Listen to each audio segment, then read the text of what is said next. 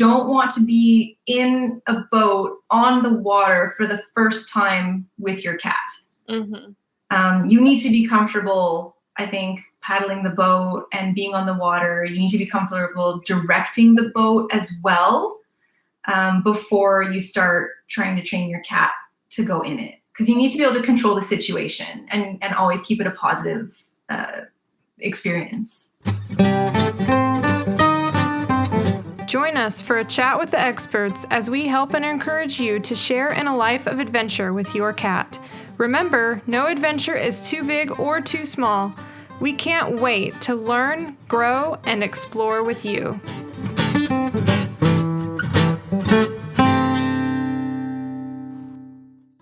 Hello, and welcome to the Kitty Cat Go Adventure Podcast, where we discuss various topics related to traveling and adventuring with your cat. I'm your host, Emily Hall, and today I am chatting with Gabrielle Vachon about kayaking with cats. Gabrielle and her cat Munchkin are pro paddlers and go kayaking on a regular basis. She's here with us to share all of her training tips and tricks for making your next water adventure a success. Hey, Gabrielle. Hi.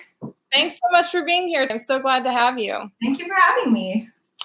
Yeah, so can you tell us just a little bit about yourself and Munchkin? How'd you guys get started adventuring, and how old is Munchkin? How long has he been an adventure cat?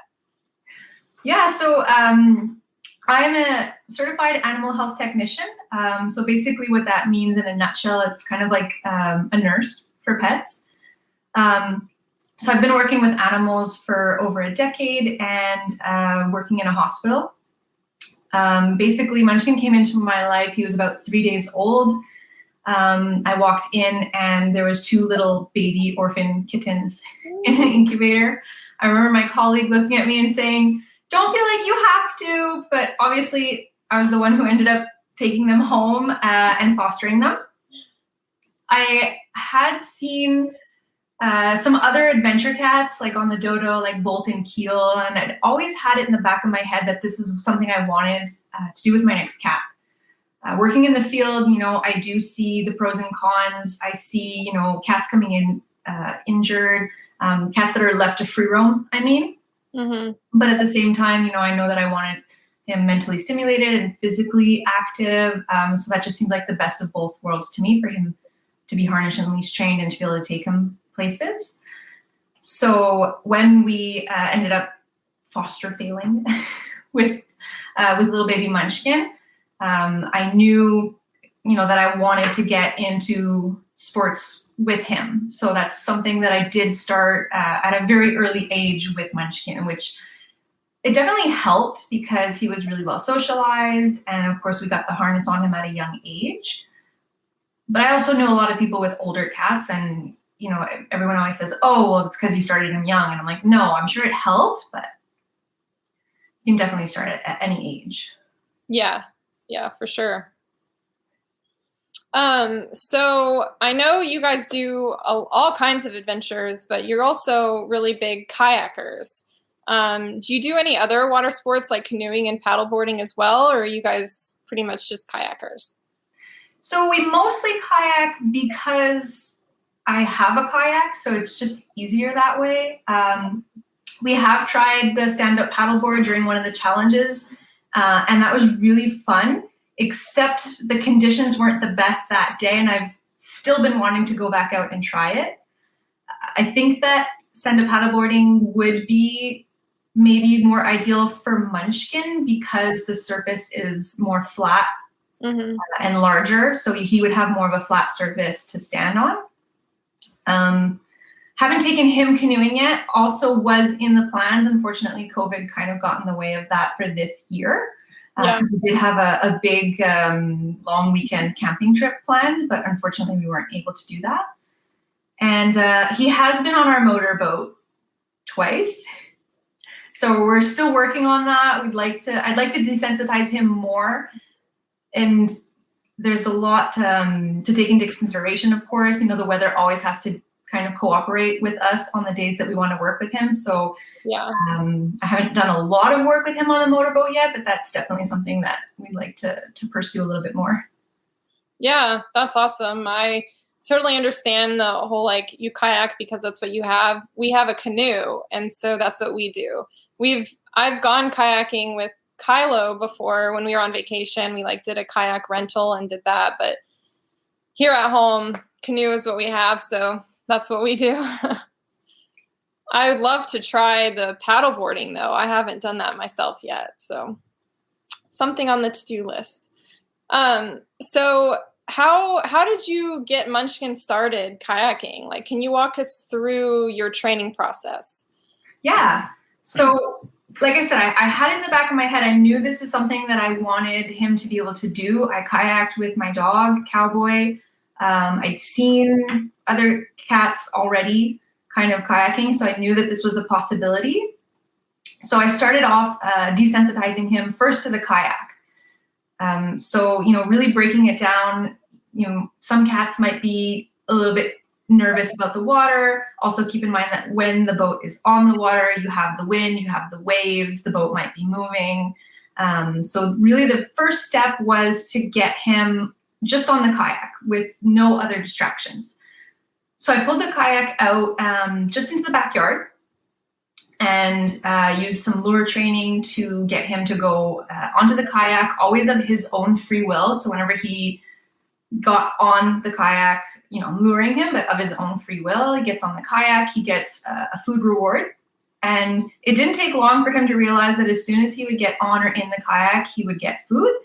So then as soon as I would pull the kayak out of storage, he would come running and jump on the kayak and sit and wait for his treat. So that's how he started to really like kayaking and enjoy the kayak. I also have a little cart for my kayak because we live really close to the lake, which is nice. So it's just like a tiny little cart with two wheels. I strap the kayak on to the cart, and that way I can wheel it around. So I was able to sort of start getting the kayak to move, but controlled. Mm-hmm. So rather than just putting it on the lake, we just kind of worked with rolling it around in the backyard with Munchkin on it. And whenever he would stay on the kayak while it was in movement, he would get food reward again for that. So that went really well. And he progressed pretty quickly through those stages. I should also mention that he's naturally very curious. He's not very skittish. So for some cats, the first step might be just like with backpack training, just letting them investigate it and just kind of rewarding them for being around it, because otherwise it might be like, what is this big new thing? Yeah. So each cat is different. With him, we kind of skip that because naturally he's like really curious about any new thing that we bring in. So once we have him on the kayak and he's sitting nicely and I'm able to roll the kayak around the backyard with no problem, then we decided, okay, now it's time to put it in the lake. And he's already been to the lake several times. He's never been on the water, but we've taken walks and he's been to the lake. And so when I put him on the kayak, I know that he's comfortable being near water. So that's another thing, depending on the cat, that you might need to break that down another step and really just work with them being near water before actually putting them on a kayak. Yeah. So again, like baby steps, it was really controlled environment. So we tied the kayak down to the dock so that it wouldn't go anywhere and it wouldn't move as he loaded on. And just had him get, like just what we did at the backyard, got him to get on, gave him a treat, let him get off, repeated that a couple times. And on a positive note, bring him home, no kayaking that day. And then every time we would go out, we would aim to go in increments of like 5 minutes. So we would paddle, for about 5 minutes. And then as long as he was taking treats, I knew that he was comfortable enough to keep working with them. So about 5 minutes was our very first paddle experience. And then we just kind of kept going from there, 5 more minutes every time. Always super happy, always giving me little happy trills, always taking treats. So I know that, he's enjoying it. I'm not pushing him too much. And until a couple months later, we did like a half-day kayak trip with portages, which is where you get out of the lake and you walk across a body of land to get back in like another lake. Oh, wow. Yeah. And it was like a proud parent moment, because you could just see like it had the tail up with the little happy, question mark onto it, and giving me little happy trails and like running along the trail when we were doing portages. So it definitely paid off, that we did it so slowly, I think. Yeah. Yeah. So out of that, I have two more questions. So in your training process, are you clicker training, or is it just like positive reward kind of thing? Yes, absolutely. I do clicker training for everything. Yeah, that's what I thought. I know I've seen some videos of you doing, like, getting him to jump up on the kayak on the, well, like riding down the road. I've seen you post the videos of him riding on your little cart on the kayak, like to the lake. It's so cute. I love those. So you mentioned you started with just like 5-minute increments. What's the longest outing that Munchkin has had on the kayak? The longest outing that we've had so far was about 4 hours. Oh, wow. Yeah. With breaks. That was one of those times that we had the portages. Mm-hmm. There's a bunch of times where we had breaks.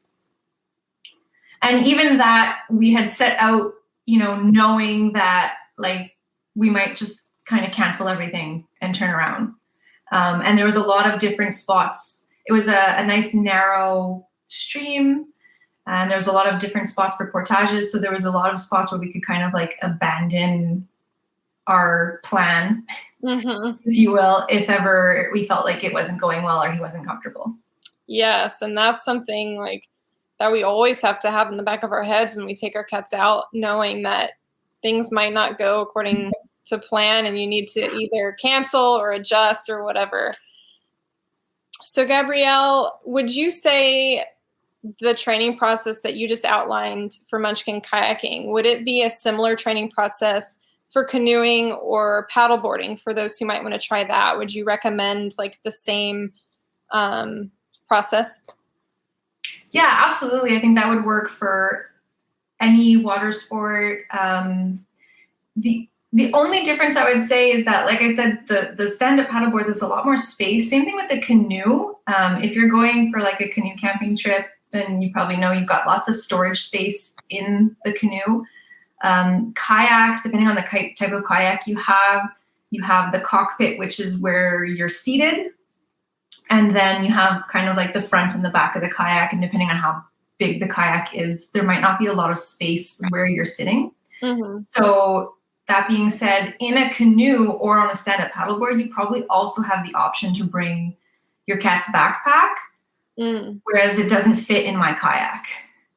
Okay. So that wasn't really, for us, that wasn't really an option.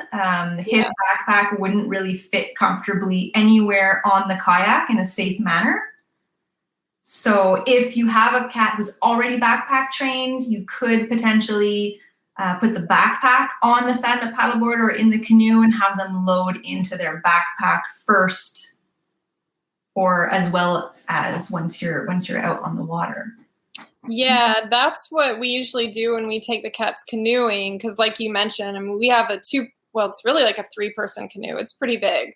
And me and my husband go, and we always bring the backpacks, and that's how we load them onto the canoe, take the cats in the backpack, sit it on the floor of the canoe, and then let them out once we're like out on the water already. I didn't realize that a backpack wouldn't fit on some kayaks. So what do you do like for shade? Yeah, that's a really good question, actually. You're definitely more exposed to the elements than in other types of cat exploring. So it kind of depends on the spot. You want to ideally pick the smallest lake possible. The more open the lake, of course, the more exposed you are to the wind and to the sun. Usually what we do is we go very early in the morning or later on in the evening. And when the sun is really low, even on the lake where we are, which is a little bit of a bigger lake than I like, you're still going to have shade along the shoreline. Mm-hmm. So usually I'll just try to paddle along the shoreline as much as possible. Sometimes, we can't help it. We're in the sun for a little bit, but as long as we're going early in the morning, usually the sun's not too strong at that time. So even if we do have some periods where we're exposed to the sun, usually it's not so bad. Yeah. Yeah, that's kind of like our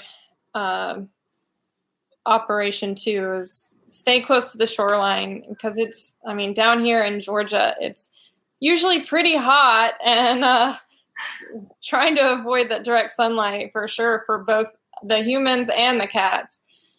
I also, for those of you that are able to bring your backpack or something, what I do, I have their backpack available so they can go into it if they want. And I have like a towel that I can drape over the canoe, like an area of the canoe, so they can get underneath that to get some break from the sun. So that usually works pretty well for us. The cockpit of the kayak, if your cat goes like underneath, like to where your feet are, they can get some shade there too usually. But Munchkin has no interest in being in the kayak. He wants to be on the kayak.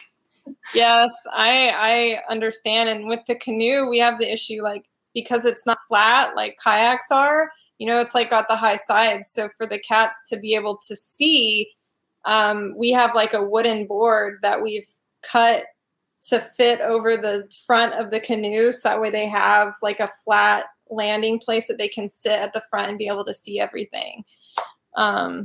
Because otherwise they'd just be down in the boat and like trying to peek over the edge. It's interesting to hear like all the ways everyone, like, I guess the little hacks that we've all come up with to make things work for ourselves. Yeah. Are you a cat adventurer looking for a sense of community, extra motivation to get out and do more, and ways to strengthen that bond between you and your cat? Or maybe something to challenge you to push the boundaries of cat expectations? Take your adventuring to the next level in our Trailblazers membership community, where I provide monthly challenges and activities designed to give you that extra push, as well as fresh ideas of things to do with your cat. Trailblazers is made up of cat adventurers from all over the world, some just getting started and some with years of experience, all ready to give you support and encouragement, share in your victories and struggles, and help you and your cat reach your goals. You'll find yourself right at home amongst your tribe. Learn more at kittycatgo.com/trailblazers.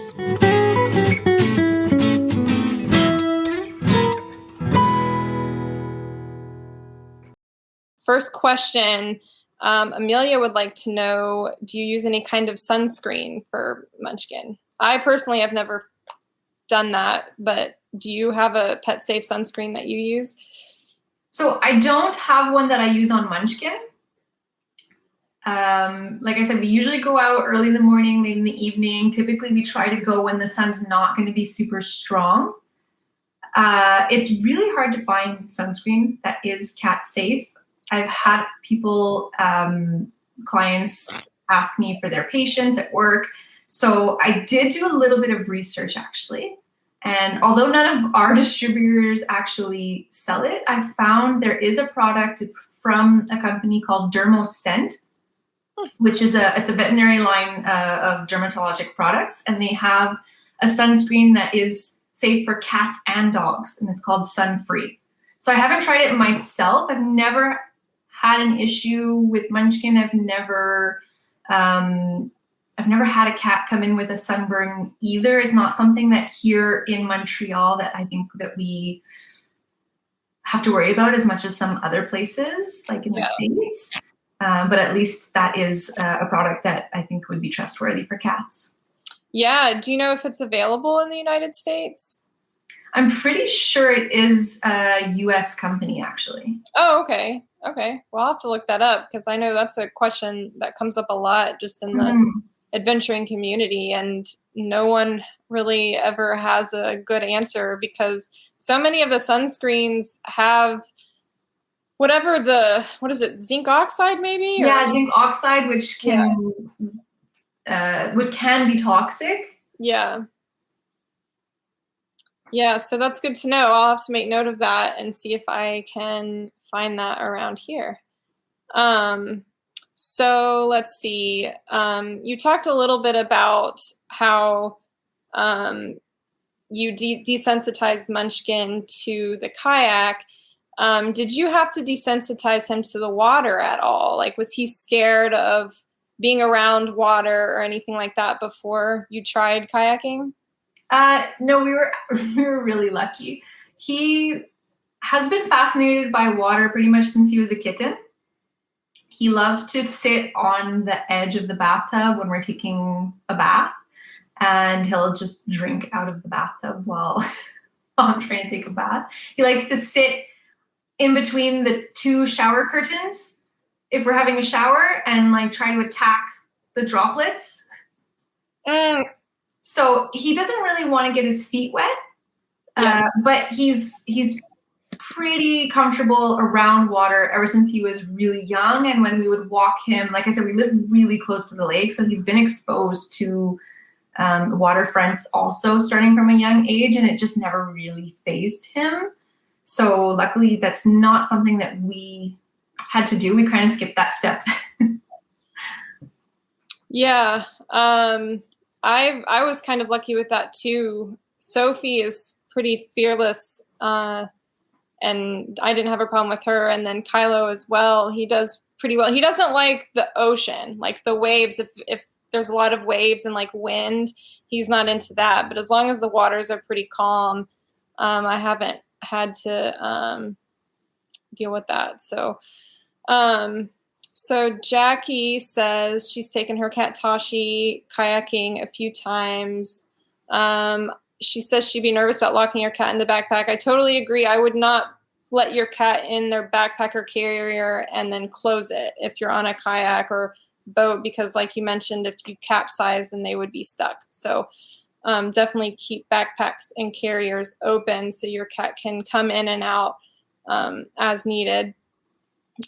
She mentions though that her biggest challenge is staying cool when out on the water. Do you have any specific tips for staying cool when you're out on the water with Munchkin?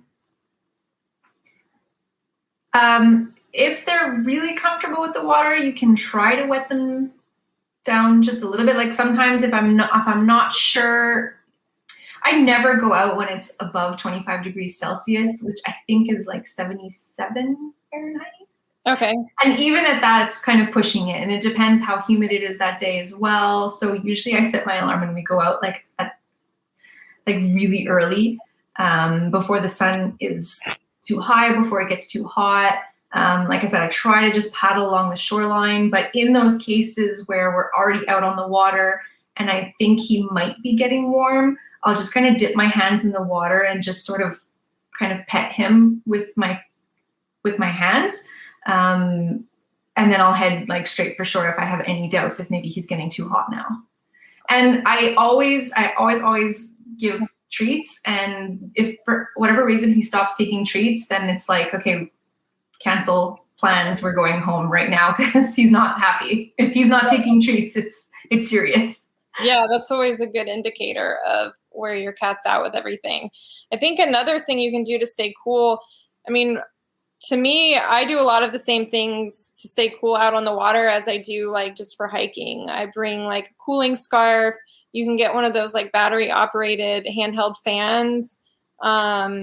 Bring some hydrating treats like those churro things, those chewy treats that everyone loves, and even some frozen treats if you have the space to bring like a little lunchbox or something with an ice pack, then you can bring frozen treats along.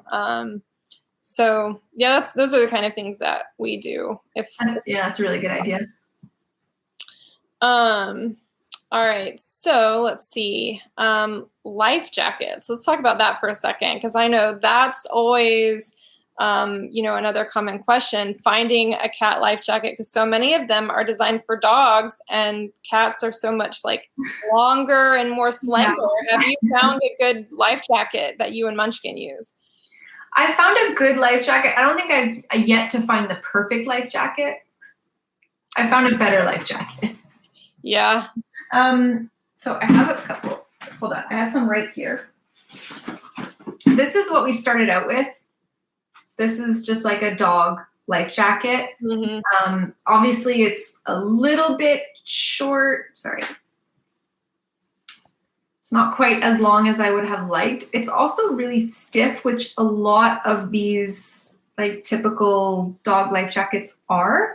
Mm-hmm. So my main issue with the life jacket is that when I would put a life jacket on him, he would flop like some cats flop when you first put a harness on him, except he's really used to wearing harnesses and jackets and sweaters, and he's never done that before. So it seemed like it was really hindering his mobility. And that was more dangerous than him not wearing a life jacket, because he would be trying to walk back and forth on the kayak and losing his balance because he was having trouble walking with this thing on. So, and we've tried on a lot of different life jackets. We go to the pet stores and we try them on, and he always has pretty much the same reaction. Yeah. I've seen, I don't know if it's not Fisher, but I have seen some cats that do water sports and they have, it's a neoprene life jacket. Mm-hmm. I know that Outward Hound makes one. The reason that we didn't get the neoprene jacket, although it looks really nice and flexible, is because neoprene is typically used in like wetsuit material, and its purpose is to keep you warm. Warm, yeah. So that would be fine for maybe like in the early spring or late fall if we were kayaking. But since, our main concern is keeping them cool when we're out on the water, I didn't want to risk trying that one. So what I found was this one here. Shoot, the name's not on it. It is from Outward Hound. It's a specific model though. I don't know if it's the Keegan or the Keegan was the neoprene one. It has a lot of ventilation. Oh yeah.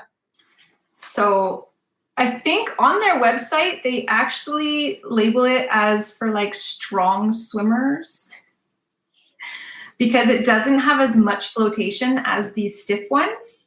But it's super flexible. It has a ton of ventilation. The main reason that I have a life jacket on him, because I know that he can swim, is the handle. I just want something that I can really easily grab him if ever he were to go overboard. Yeah.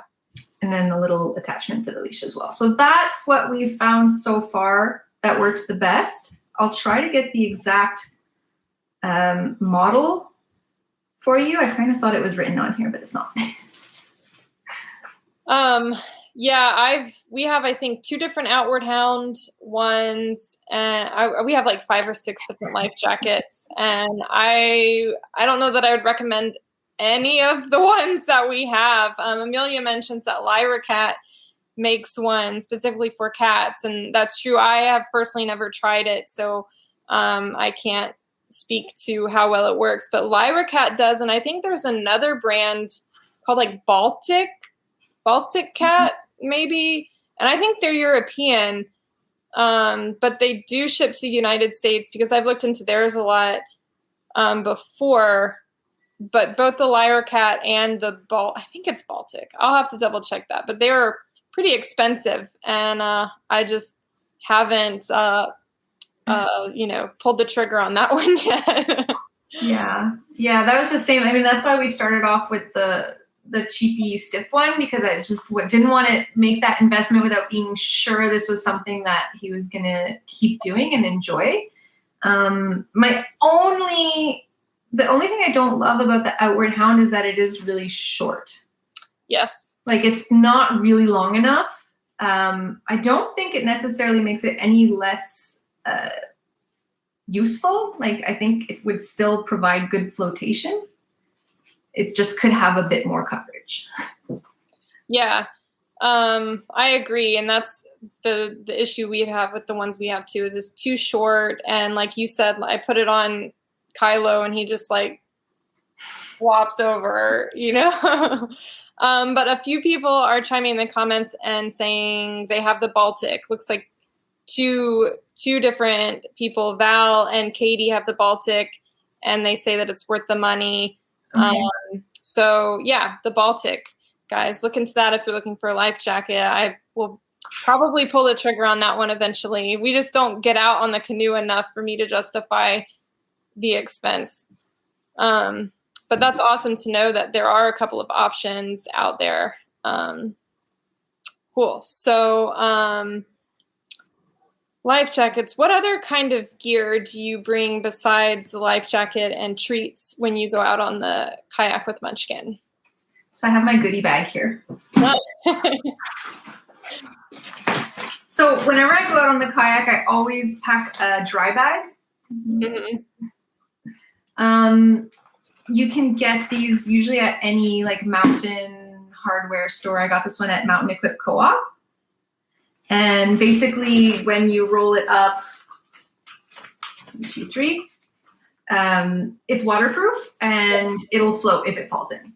Yeah, we have one of those too. They're awesome. Yeah, especially you've done canoe camping as well, or? No, I haven't done canoe camping. I'm not that extreme yet.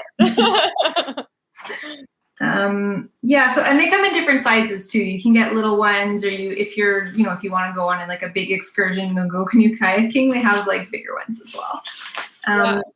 So I always like to bring a towel. I use like a pack towel. It's like a camp towel, so it folds up to nothing. It's super lightweight, and this is really just in case of emergency. If something were to happen, he fell in, he gets wet, I don't want him to get cold, I can dry him down. I have a bowl too. Yep. Always have my first aid kit on me. Safety first.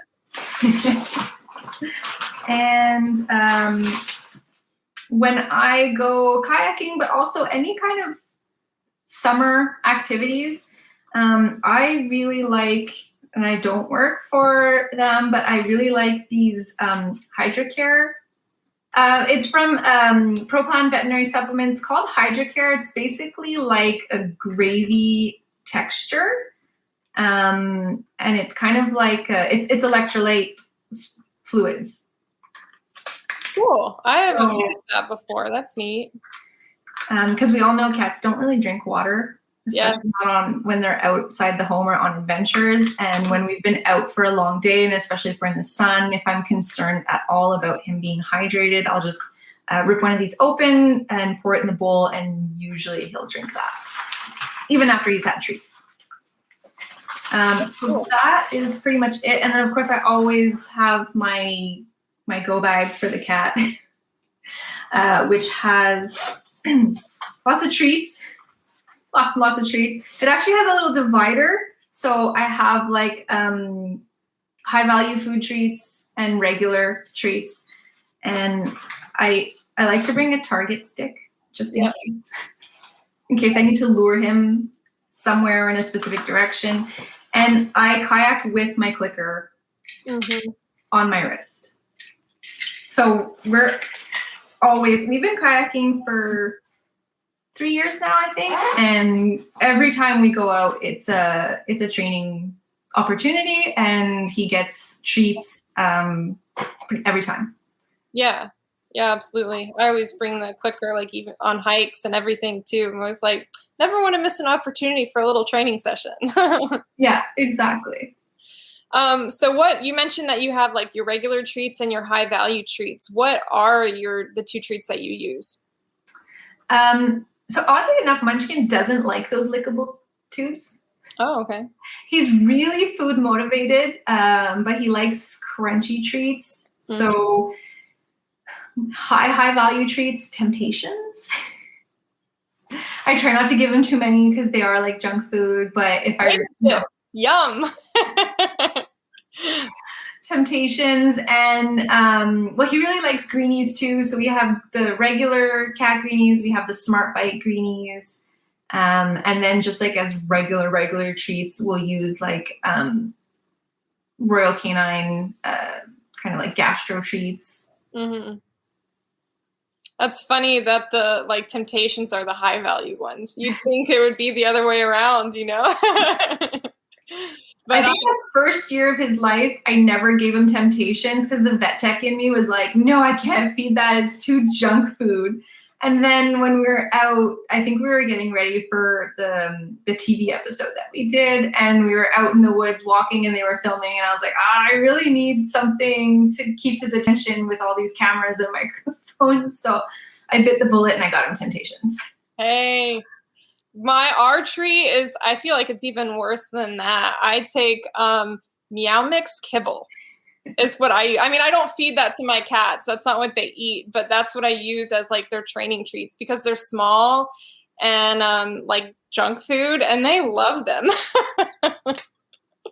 Yeah, I mean, it's whatever your cat really loves. I did a course, a feline behavior course actually, and they suggested doing a buffet. So you take 2 treats and you do like maybe 10 repetitions where you put the 2 treats, like a little bit far apart, and you see which one your cat goes for first. And if 9 times out of 10, he always went for the Temptation over the greenie, well, then he probably prefers the Temptation. Yeah. You can do that with a bunch of different treats and try a bunch of different treats and find out what your cat's, jackpot treat, if you will, is, so that you can kind of have that one on hand for those moments where you really want to reward your cat like strongly. Yeah, absolutely. That's a good idea. I'll have to try that just out of curiosity. I would like to know like what my cats would go for. You talked a little bit about how you wet Munchkin down when he gets maybe warm or overheated or something. Has he ever jumped in the water? Is he a swimmer? He has not jumped in the water intentionally. When we went on that long kayak trip, the 4-hour one, and he was really enjoying it. The thing is, he walks from one end of the kayak to the other. Because I had the dog and my boyfriend had Munchkin. So he was, depending on where we were, he was always trying to like see where we were going and check the ducks and make sure that I was still there. And it happened, I think, 3 times that he slipped and fell in.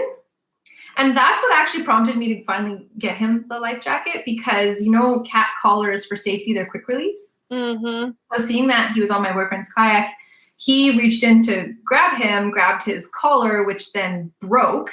Now he's just in the water swimming with nothing on him. And the current's like taking the kayak further and further away from the cat. And I'm like with the dog in my kayak further back going, grab the cat. Oh my gosh. Hannah, so that was a learning experience. Yeah. Hopefully everyone can learn from us and avoid that. But we did discover by accident that Munchkin is a very strong swimmer and that he's not traumatized by being wet. That's a good discovery. He didn't enjoy being wet, but he kind of just groomed himself for a few minutes and then continued on as if nothing happened. So yeah, Kylo is sort of the same. Like he doesn't mind the water, like it's not traumatizing to him, but he would never choose to go swimming. He swam once before because I was like, I wanted to know if he could swim, so like if something happened and, the canoe tips over or whatever, can my cat swim? And so I put him in the water and he did swim and he did really well. And he came out and just like started bathing himself. He was pretty chill about the whole experience, but it's good to know, to have that peace of mind that your cat can swim. I have not tried it with Sophie. Sophie has cerebellar hypoplasia, so she's like wobbly. And so she's my concern. I always make sure she has a life jacket on for sure because I don't know if she can swim or not. But it is good to know if your cats can swim or not. Gives you some peace of mind. So do you have any other special tips or tricks for someone who might want to get started kayaking or canoeing for the first time?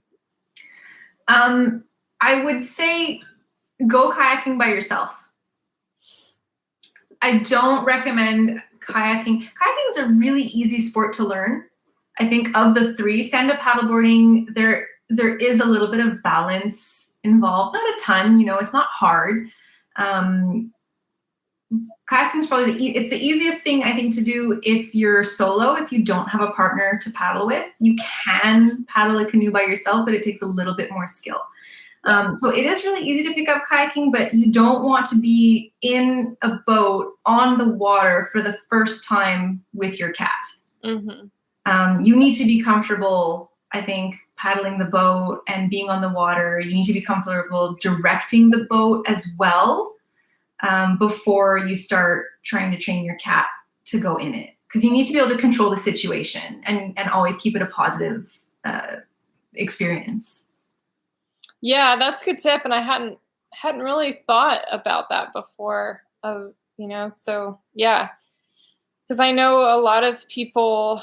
Like, I did a poll in the Facebook group, I guess earlier this week, or maybe it was last week. I can't remember when it was. Asking if people kayaked or canoed with their cat before, and a lot of people said that they had never tried it, even for themselves, yet before. So I think it's definitely worth pointing out to. If you're one of those people, try it by yourself first. That's a great piece of advice.